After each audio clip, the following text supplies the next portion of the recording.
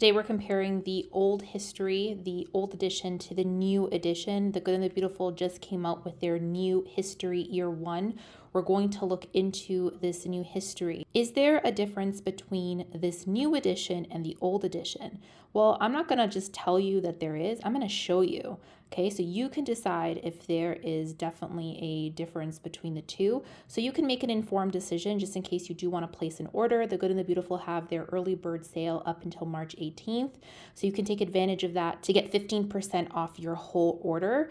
And you can add 5 books and get free shipping or $15 off if you are an international customer. So the new history year one has different components to it, okay? So we're gonna look into this new history one. As I'm talking, I'm gonna show you pop-ups of the old one so you can get a better understanding of how the old edition compares to the new edition. Before we start, this video is in partnership with The Good and the Beautiful. They did send me the history year one for me to review and first impressions. I also just reached 10,000 subscribers here on YouTube, yay! And I'm going to be doing a giveaway. I currently have a giveaway going on right now where if you use my link to purchase any of your curriculum, I'll be giving away the Badger Hills Farms series and the Treehouse Town book pack with the game. So just as a little thank you for using my link, I will be choosing a giveaway winner on Sunday.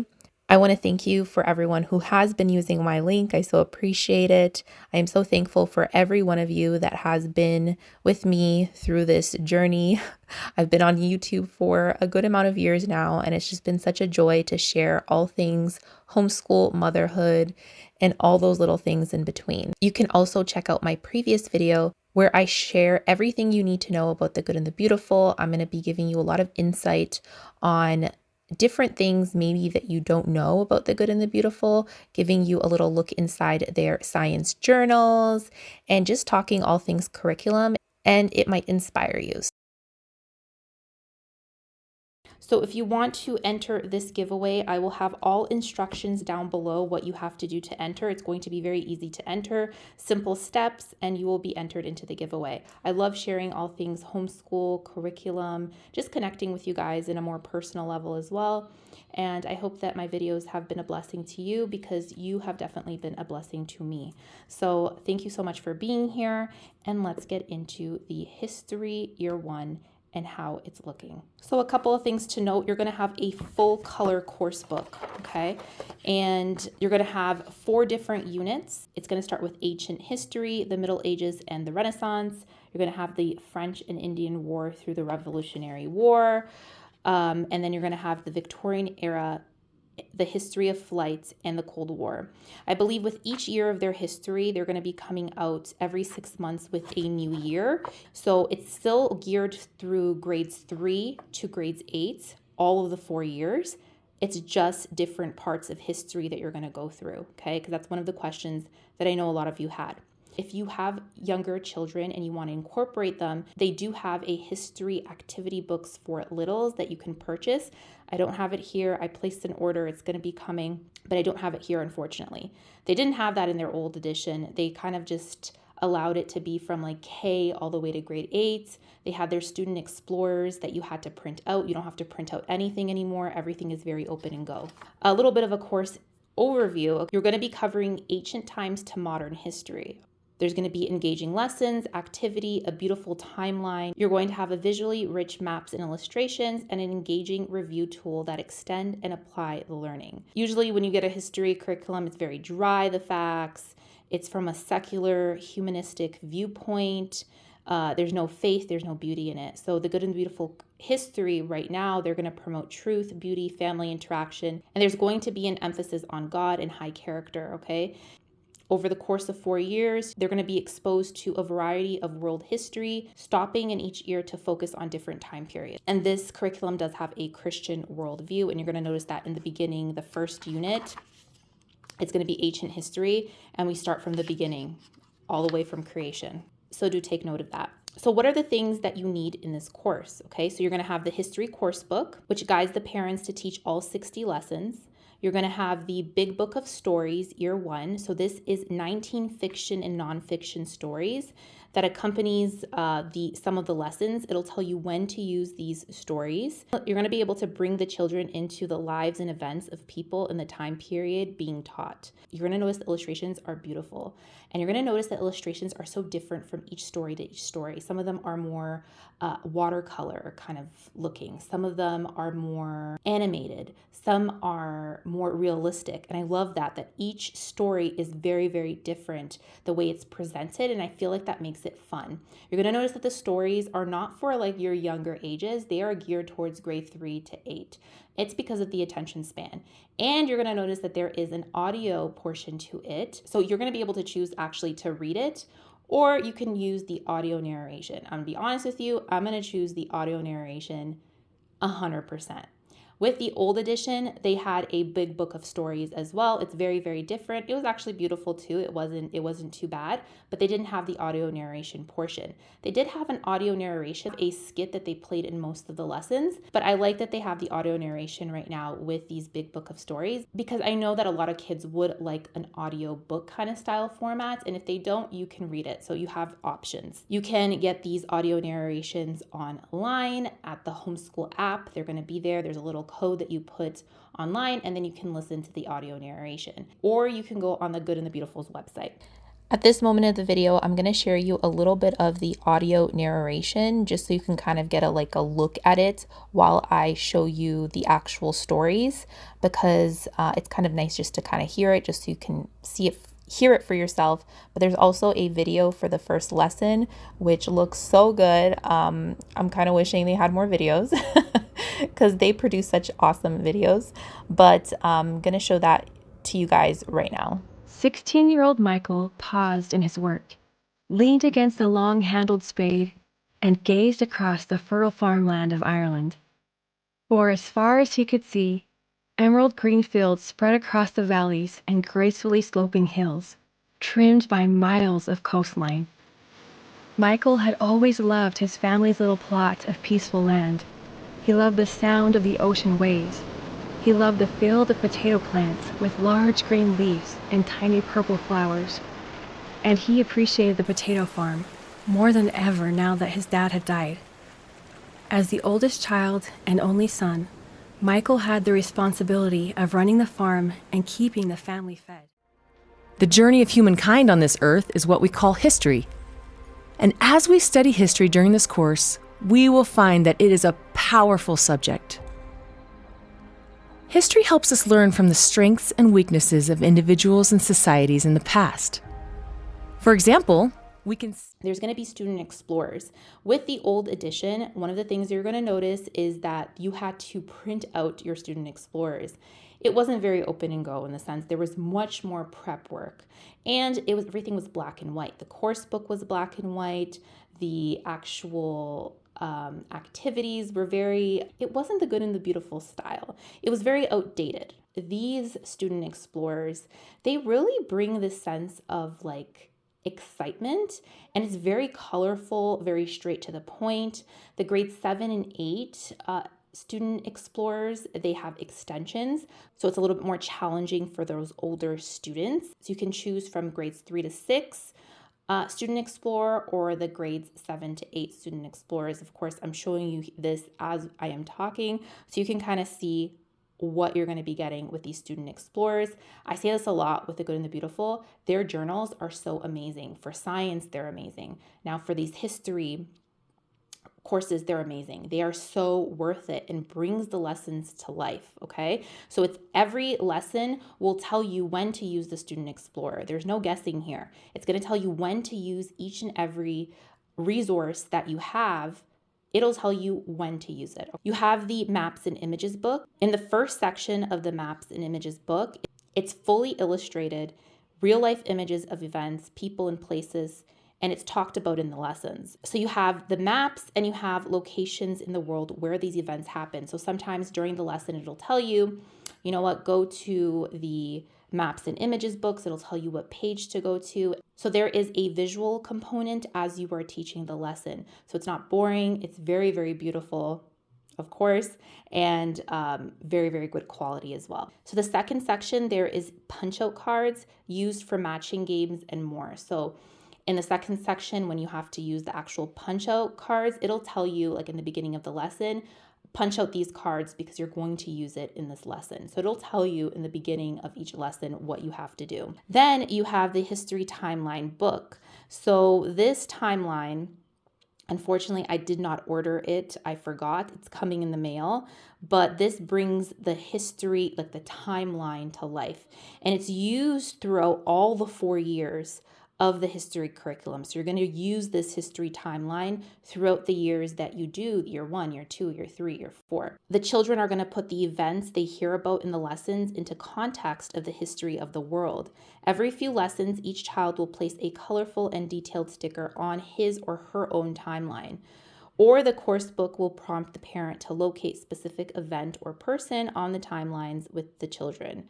The glossary provides additional detail for non-sticker events mentioned in passing. So I don't have it to show you, but it looks really good from what I've seen. So the history timeline book, we didn't have anything like that in the old edition. So that's really nice to have. Time tunnel review cards. So this is kind of neat because before they had actually a board game. I never used the board game. I did year 1 of history, but I never used the board game. One, if you've been here, I've mentioned in my videos that I'm not a huge fan of board games, but this I can do. A little card game, something simple I can do. So this here is used throughout all the years, year 1, year 2, year 3, year 4. And you have cards that are color coded, okay? So purple is for year 1, green is for year 2, light blue is for year 3, and year 4 is yellow. It'll prompt you when to use these cards, and I thought it was kind of neat because it says here the symbols behind the cards, so there's like little symbols over here, they are included for players with color vision deficiency. And I thought that was so neat that they're so inclusive. Like I would never even think of that, but that's so awesome that they offer that. My brother he has color vision deficiency as well. So I thought that was kind of neat. I would never think of that, but that's pretty awesome. And there's different ways to play these cards, and it'll tell you 4 different ways that you can play it. There's a game called Tell Me About It. So the whole point of this is that the child will be able to learn about different events as you go along, and they're going to be able to memorize it in their own words. And this is good because it's good for critical thinking. It allows the child to personalize the information in a way that is meaningful to them. And that's really great. Like narration, it's important, right? There's a lot of benefits to it when you're even writing and whatnot. So this is really great that you're doing this and you're doing it through a game. So there's Tell Me About It. There's a game called What Do You Know? Guess What? And Timeline. So all of them are here. It'll tell you how to play those games, and it looks very, very fun. So I thought that was really nice.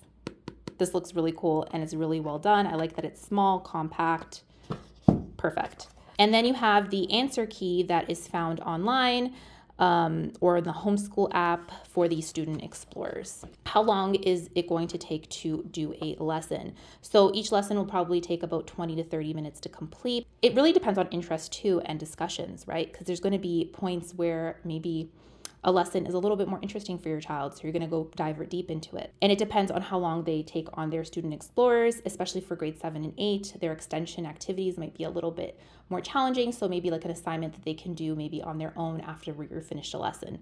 It'll talk about how to teach the lesson, so it's very family style. You're the teacher, you're supposed to be teaching it. It tells you just to go take a peek at the lesson before you start, just to see if you need to prepare anything, if there's any activities that you're going to be doing.